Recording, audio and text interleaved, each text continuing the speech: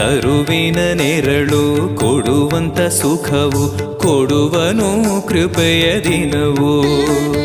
ಸ್ಥಿರ ಇರುವ ಮನ ಎನಗಿರಲಿ ಶರಣಾಗತಿ ಎಂದು ಬರಲಿ. ಭಗವಂತನ ಪ್ರಿಯ ಮಗನಿವನ ಸಾರಿ ಬದುಕು ಇರಲಿ.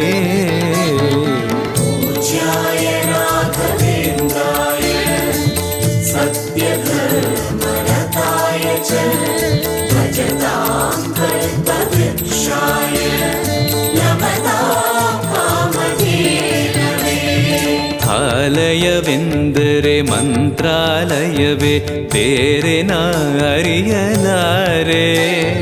ರಾಜನು ಎಂದರೆ ಶ್ರೀ ಗುರುರಾಜನೇ ಮತ್ತು ನಾ ತಿಳಿಯಲಾರೆ.